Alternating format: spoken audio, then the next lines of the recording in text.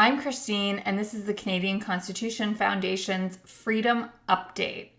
Today has been a really huge day for us at the Canadian Constitution Foundation. We got a decision in one of the biggest cases that we are supporting, a case about patient choice and Canada's failing healthcare system.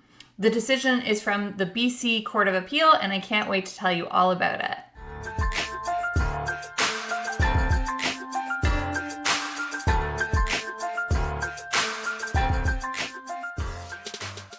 If you're new here, welcome. My name is Christine, and I'm the litigation director for the Canadian Constitution Foundation, a legal charity that fights for fundamental freedoms in Canada. I upload regular videos about our ongoing cases and about other interesting developments in constitutional law in Canada. So if that sounds like something you'd be interested in, please hit like and subscribe below. It really helps my videos out a lot. And please remember that my videos are never legal advice. If you have your own legal question or problem, please consult your own lawyer. So today is July 15th, and the BC Court of Appeal has just released a long-awaited decision in a case that strikes at the heart of Canada's failing and sclerotic government monopoly healthcare system. A healthcare system that is ravaged by overwhelm on a good day, let alone when a global pandemic is taking place. It's a government system that leaves patients suffering on seemingly endless wait lists. Some patients even die on these wait lists. Yet the system, the laws in place, deny these patients the ability to pay for their own healthcare when that government system is failing them. Now, there is no constitutional right to healthcare. But when a province assumes a monopoly power over the provision of medical services, it's under a constitutional duty to ensure that the service is provided in a timely fashion, in a way that doesn't end up doing more harm to these patients who need medical care by leaving them languishing on long wait lists. If a government fails to meet that duty, it can't also then prevent private individuals from going outside of the public system for care. That's what was argued by the appellants in the case at the BC Court of Appeal, a case called Cambie Surgeries Corporation and British Columbia.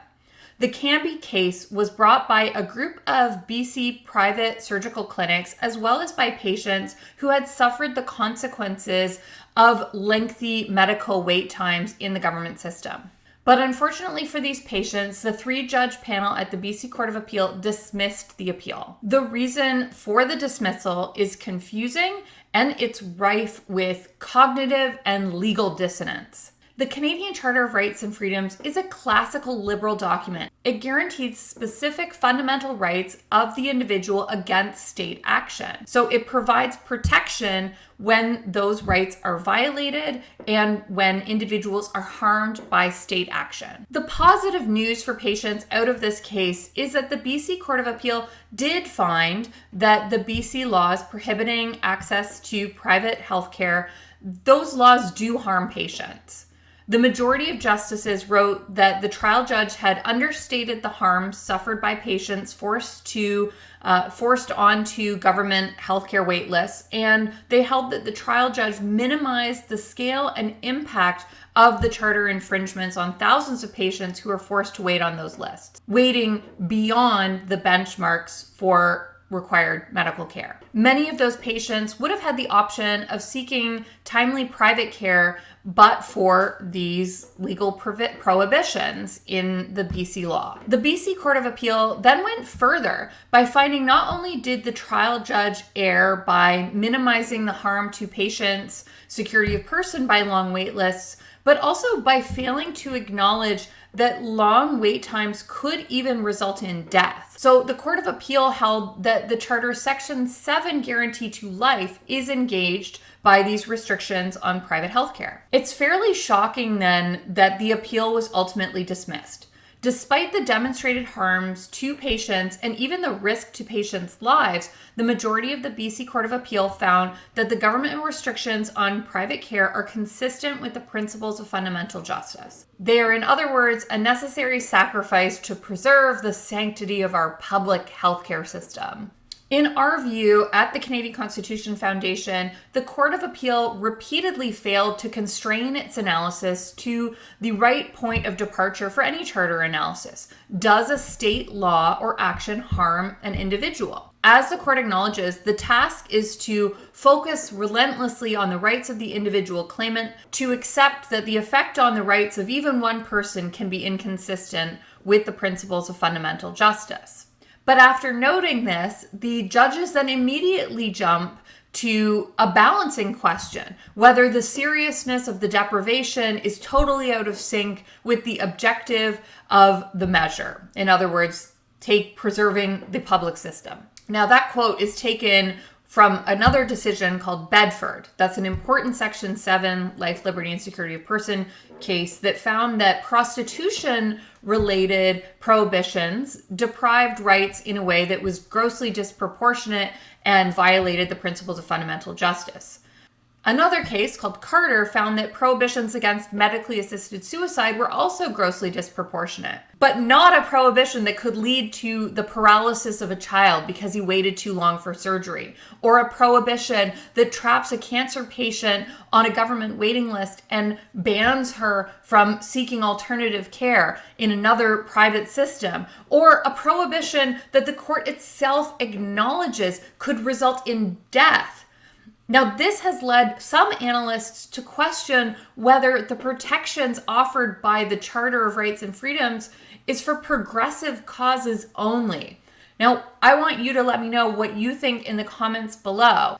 That was the decision from the two majority justices of the court, but there was also a separate concurring judgment from Justice Fenlon, where she also found that the BC laws violated the right to life and security of person, but unlike the majority, she held that those violations were not consistent with the principles of fundamental justice. She wrote, "A law that causes patients to wait beyond a medically determined benchmark and thereby incur an increased risk to life and limb in order to preserve a system intended to provide timely necessary care based on need is a law whose effects are inconsistent with its purpose and is therefore arbitrary in respect to those patients." So once the legal analysis has found that a law has violated the right to life and security of person, and it's violated it in a way that's not consistent with the principles of fundamental justice, the analysis then goes to the question of whether those violations are justified under the Charter's Section 1 balancing clause, which asks whether the rights violated can be justified in a free and democratic society. Now, the only precedent for such a finding is a 2016 Ontario Court of Appeal decision, R. and Michaud, which was denied leave to the Supreme Court of Canada. So a finding where a citizen's death can be caused by the state, whether that can be justified under Section 1, that really never happens. That Michaud case is the only other case, and we don't have Supreme Court guidance from that case since it didn't get leave. So this is quite extraordinary.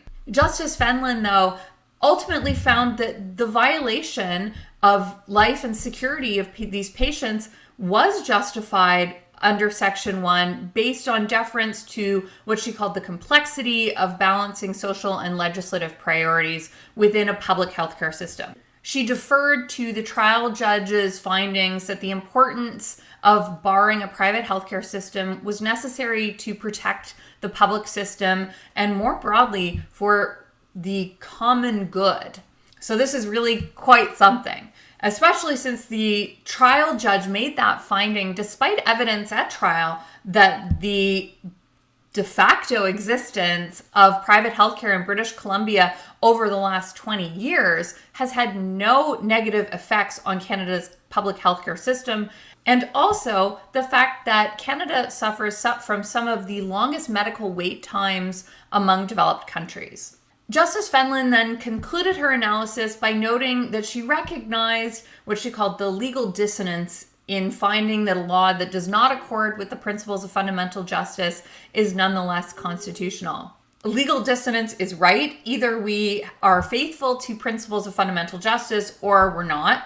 The Supreme Court is almost certainly going to have an opportunity to look at this case, and it will be an opportunity for them to unwind that dissonance. We are obviously really disappointed in the outcome of this decision. It's a case that we've been supporting for a really long time, and my heart goes out to the patients who have suffered on these seemingly endless government wait lists while their health has deteriorated. And it also goes out to the families of patients who have ultimately died on some of these wait lists. I really disagree with the British Columbia Court of Appeal that this bizarre form of social cruelty that traps patients in a dysfunctional government monopoly can be justified by the principles of fundamental justice. And I certainly don't believe that they can be justified in a free and democratic society. In my opinion, the guiding case here really should be the Supreme Court of Canada's decision in Shauli from 2005. That was a case from Quebec that also dealt with the right of patients to choose how to access healthcare, including by using a private system. And the Supreme Court held that the prohibitions on private insurance in Quebec violated patients' rights. But that case was decided under the Quebec Charter. Interestingly, though, in the Shauli case, those patients who were advocating for choice were ultimately successful at the nation's highest court, the Supreme Court, after 2 consecutive losses at the Superior Court and the Court of Appeal. So I'm optimistic that about a similar result in the Cambie case following the inevitable appeal to the Supreme Court. Now, just to be clear, we at the Canadian Constitution Foundation are not a party to the litigation in Cambie, but we are supporting the plaintiffs in the litigation, the patients, and the surgical clinics. You can donate to this case at yourhealthcan'twait.ca, and you can also visit that website to learn more about the case, including by signing up for the mailing list where you will get regular updates. Okay, that's all for this update. Thanks for watching, and let's keep fighting for freedom in Canada.